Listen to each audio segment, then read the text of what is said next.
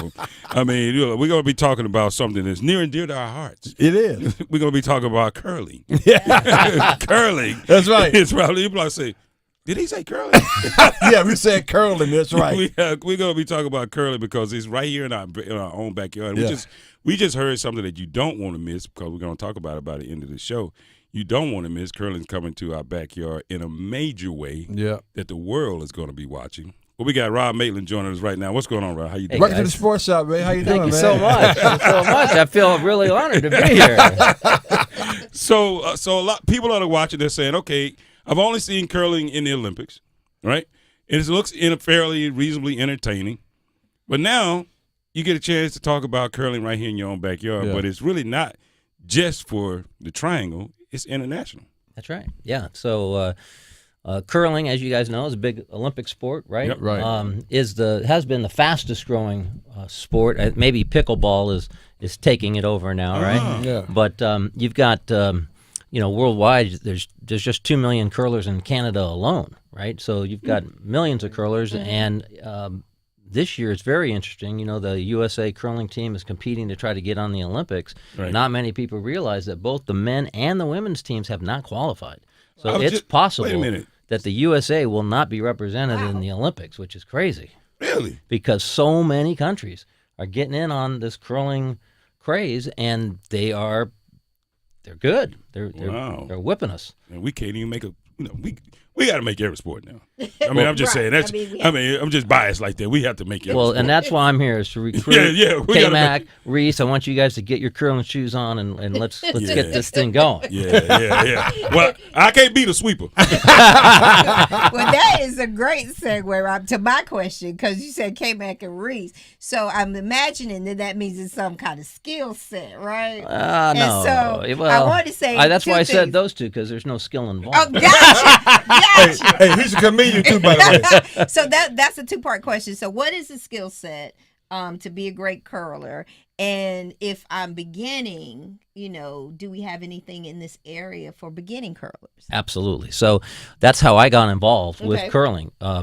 Right here in Durham, right on Sohai, is the Triangle Curling Club. Okay. It's the largest curling club in the South. Okay, and we are working on expanding it. We will be the largest club on the East Coast, hopefully, if we can add 2 more sheets to the ice. We have over 400 members there. A lot of the folks that come to this are coming from up north. They've moved to the Triangle for whatever reason. And we have leagues, 2-3 leagues every night, men, women combined. One of the hottest parts of curling right now is the men's, women, 2-people teams, and that's really a lot of fun, a lot faster than the traditional curling game. But the average age of our club's like 38 years old, and we've got members from teens all the way up to. This is a great thing about curling; it's a lifetime sport. We've got people in their 90s that can play curling.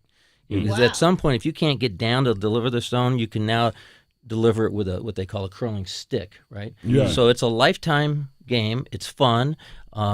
There's drinking involved. This is the other part, right? Why do you lead with that? Sign me up right now. Yeah, they want to play.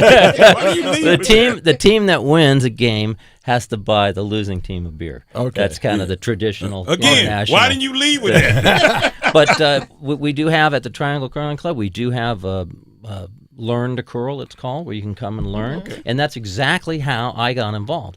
I got involved with this because I'm in Rotary, and Rotary has over 1.5 million people in the world, and we have all of these different what we call fellowships. Right. One of them is curling, and it turns out that the Curling Fellowship is one of the oldest fellowships, almost 100 years old, and we've got over 1,500 members in 6 different countries around the world, and we have this whole structure that we play down. And as a matter of fact, in April, my team is qualified. The United States, right here. I'll be representing everybody in Scotland. Wow. This will be my, I think my 4th time, right? Nice. And we're going to go to Scotland, and we are competing this year in Stranraer. It's called. It's a port city right on Scotland there. Okay. Right, and it's an old castle that they've converted the dungeon into a curling rink. So you get to stay in the castle, come right down, compete on the rink, and be able to stay in the hotel. So it's really exciting. We'll have 10 teams on the competitive side and 10 teams on what we call the friendly sides. We'll have 4 or 5 countries represented: England, the United States, Canada, Scotland. And I think we're having somebody from France. I'm not sure. We're still working. Man, we are having this a unique conversation. I was to say the least. Rob, talking about curling, right? A good friend of mine, business partner of mine, Rob Maitland, is in the building, and you have this United States jacket on, but you have a position international in terms of president or something like that. To talk about other involvements you have with this as well. Well, clearly this organization is bereft of talent and leadership, so they elected me as president of the whole shebang, the International Rotary Curling Fellowship, and it has been my honor to serve as that. And one of the things I'm excited about is the World Championships are every 2 years. In 2026 in April, we're going to be playing in Scotland. And this is the first time publicly announcing that in 2028 we'll bring the World Championships right here to Durham, North Carolina. Wow. That's a big deal, man. It is. It's going to be a huge event. It's going to involve all the Rotary clubs in this area. We're going to include the Peace Center. There's only 6 Rotary Peace Centers in the world, one of them at Duke University. We're going to try to, A, raise the visibility of curling, and B, raise the visibility of Rotary. The neat thing about our World Championships is when you come to World Championships, one night all the players go and have dinner at the host family's home. So when I go to Scotland, I'll have dinner with somebody in Scotland. When 2 years ago when we were in Canada, I had dinner at somebody's house there, and in 2022 when I was in Scotland, I had dinner there too. So it's fun, you get to go to the people's houses, you get to see how they live. Right. It's not just competition, but it's also international fellowship. Good stuff. That's awesome. So, is there enough ice around here to do like a national curling championship? we have enough ice for that? We do. That's what's amazing. We have this fantastic facility. Okay. There's levels of ice, kind of like golf courses, right? Yeah. Okay. And we have the top level now. It's called dedicated ice. It's only used for curling. The next level down is what they call arena ice. It used to be that we would use the same ice that the Hurricanes used to practice, right? Okay. The problem with that is you're sliding these. Think about it as a green on a golf course, right? Okay. You're sliding these. As a matter of fact, it's a great analogy. I think of curling a lot like golf. If you're playing golf with 4 people, imagine you're trying to make a putt. The captain of your team is standing by the flag, and you got your other 2 guys. Yeah. And when you make that putt, they're sweeping, getting the leaves out of the way or whatever. Right. Same thing here with curling, but even more so because when I throw that stone at the whatever target, the captain is called the skipper. The guys who are sweeping can elongate the shot. Okay. Anywhere from 2 to 6 or maybe even 8 feet by sweeping it because they're melting the ice, right? They can also help the stone curl towards the target or away from the target, depending on, and try to correct any error from the thrower. So, anyways, to me, it's a little bit like golf like that because it's just you're putting, you're trying to get that stone, and the difference in our game, we're talking a quarter inch. Wow.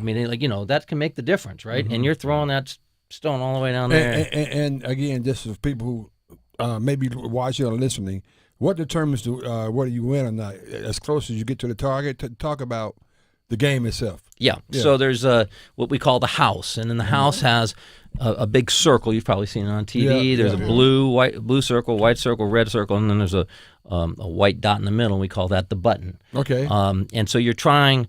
Basically, the team whose stone is closest to the button scores a point for each stone that is closest to the button than the other team. So if I throw mine on the button and then the next rock that's closest is the other team, I'd get 1 point. But if I can get 2 rocks there and then their rock here, then I would get 2 points. The other night we actually had, you can get 8 points if you can get all 8 of your stones in there and none of the other teams. We had an 8-ender at the club about 8-ender. 8-ender about 6 months ago, which is very rare. But it's a lot of fun. And what happens is there's a lot of strategy. The last shot is called the hammer, and that shot can really make a difference because if you're sitting there with maybe one stone close to the thing, and then they've got their stone here, and then you've got maybe 3 other stones here. If you can somehow get in there and knock their stone out, suddenly you got 4 points. Which in curling, there's basically 7 ends, sometimes 8 ends, like innings in a baseball game. Right. And basically, if you can get 2 points, you've done very well in that end, right? But if you can get more, great. And then sometimes there's strategy like, do I only want to get 1 or do I want to keep the hammer? Mm-hmm. So real quickly, tell since we got a captive audience now, tell us how we get involved with curling, and where we should go, and how we should do it, and what we should look forward to real quickly. Sure, yeah. Again, the Triangle Curling Club right here in Durham. If you're interested, rotarycurling.com. You can go to our website. And again, this is a game that takes you about, a half an hour to learn how to play, and literally a lifetime to master. You always are trying to get better, kind of like golf, right? I want to throw the rock. Yeah, so what is this for here, real quickly? That's the broom that you would sweep with, and this is the shoe, right? So when you slide, you take the rubber off and you slide on this, and then when you're sweeping, you put this rubber gripper back on so that you can sweep. Wow. And you get that stick there and you sweep that stone, and it's a lot of fun. We're gonna come out and we're gonna try it out, Rob, because look, Reese is our designated putter on the team. Okay. Well, I guarantee you guys, if you want high ratings, you bring this group out to that ice, and to watch the two of you, well, Pam, they'll be watching you. But these two guys will be following, and we'll be standing there laughing at them. All right. We got to run. We got to get out here. Hey, thank you so much, brother. Have a good one, Rob. Thanks for coming in. Man. My pleasure. Thank you.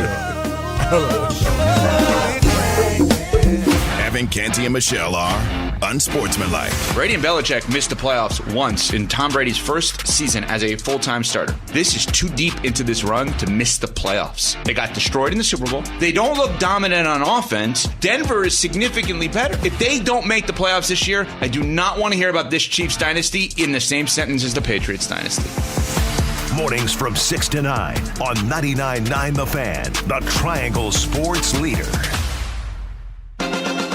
It's Jasmine from The Sports Shop. The Sports Shop is presented in part by Alsco Linen and Uniform Rental Services. Everyone loves the Alsco Injury Report featuring the Alsco First Aid Kit. So stop what you're doing right now and call 919-828-7491 to get your free personal first aid kit. That's right, you can get your own personal first aid kit for free. Call Alsco today at 919-828-7491. Stop what you're doing right now and call 919-828-7491. Hello, I'm Brian Lane, owner of Sticks and Vines, a wine bar and